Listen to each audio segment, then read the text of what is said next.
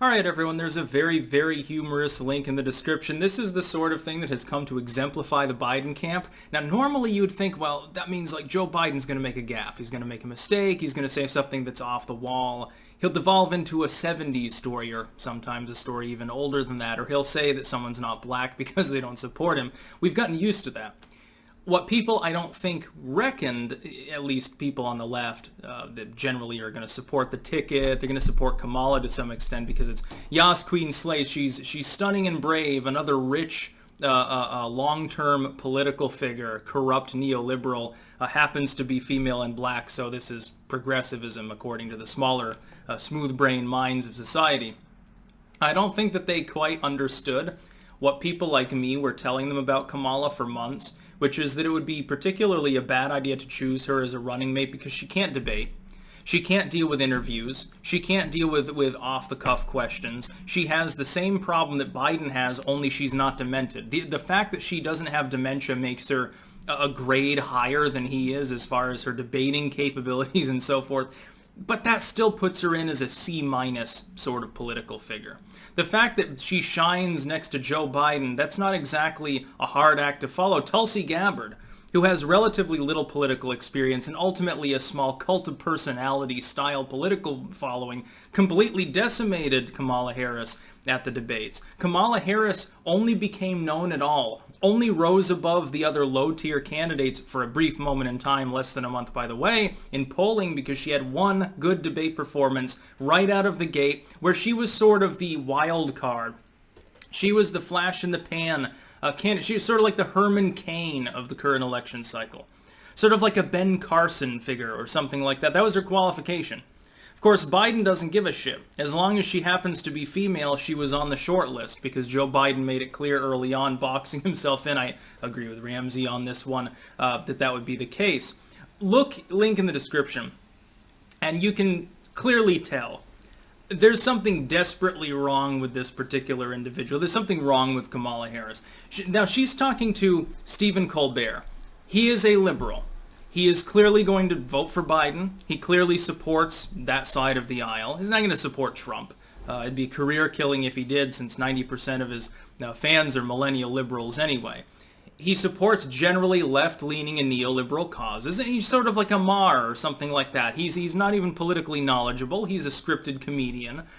Used to be entertaining back when the right wing in the 2000s was genuinely insufferable. I had fun watching Colbert. I had fun watching Maher, and I had fun watching Jon Stewart and all of these others because they were right.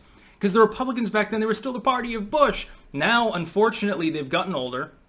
They've sold out, and they've become the insufferable ones. The Republicans have changed. They haven't. Take a look at this. Here's Kamala Harris. She's getting this is a fluff piece interview. This is a softball-only interview by a fellow liberal who clearly wants her to win. And even he is raising his eyebrows at her response when he's saying, well, at the debates you were throwing haymakers at Joe Biden. You were saying he was problematic and he wouldn't stand for the right values and all of these other things. And she did. You can go back and look at the fucking debates. She insinuated the dude was racist. She outright said that he was being sexist. She said a year prior to that, before the debates even happened, before Biden even got in, that she believed his accusers, which, by the way, at the time I don't even think included Tara Reade. There have been plenty of them throughout time. And yet she climbs aboard as potential VP. She climbs aboard as running mate, completely sells out. And that's really what the name of the game is about. And she gets questioned on this, and it's sort of like when Warren... This was equivalent. The way she responded, if you watch this, again, take a look, it's almost surreal. This was the equivalent of when Warren went on Charlemagne the God's program and he said, well, you're basically the original Rachel Dolezal, and she couldn't answer. Look at her response here. It is so telling that she doesn't even answer his question, of course, because he's not a great interviewer, he never follows through. He insinuates, were you lying? And she basically flat out says, yeah, I was lying. Oh, I was just debating. Oh, it was a debate. Don't press me further. Otherwise, you'll get a strongly worded email from the DNC through your partners in the legacy media. That's basically the name of the game. You can tell. This dude probably had a couple of gin and tonics after this fucking conversation, shook his head sadly, and resigned himself to the very real possibility he's going to have to deal with another 4 years of Trump being president. Because Kamala Harris, for all of her weaknesses, which should be apparent after watching this, is far better, more coherent, and more politically feasible, I would argue, in some ways, than Joe Biden is. He's the candidate. It was funny. Scott Adams the other day, he tweeted out, and he's like, Biden put out his first sort of campaign picture there with Kamala, and she's in front of him. She's larger than he is in the picture, and the optics of that is something that he had to analyze. Yes, it is very psychologically telling, and it's basically a dog whistle by the campaign. Hey, this is the person that'll be in charge. Don't worry, she's a strong, empowered black woman. She don't need no man. He's not going to be doing anything. He's almost 80 years old. He's had multiple aneurysms, and he clearly suffers from Alzheimer's. Just fucking vote for us. You'll get your first black female president. Huzzah! First female president and first female black president for the Democrats, which of course is what they want. They will ignore that the first mainline party candidate for the presidency that got any traction who was gay was actually a Republican many years ago. And then the first black senator actually was a member of the Republican Party as well. Kamalaharris, of course. There was quite a long period there where that was an uncommon thing, now wasn't it? Kamalaharris thinks that she shattered some sort of black ceiling, but that never actually happened. Especially when you look at her actual ethnic background, and it's starting, I think, to rankle people because they're like, what the fuck are you talking about? Kamala Harris is nuts. This was a major blunder. This is a gaffe on the same order. I would class it would be similar to the Warren with Charlemagne the God interview. It would also be similar to Hillary Clinton's deplorables comments. Or maybe when she said, what difference at this point does it make in regards to Benghazi? And sort of just goes off and doesn't want to answer the question. And the problem is that the optics, for an independent voter, the optics are, this is a person who clearly is feeling challenged, feeling uncomfortable. If she hadn't done anything wrong, why would she be feeling that way?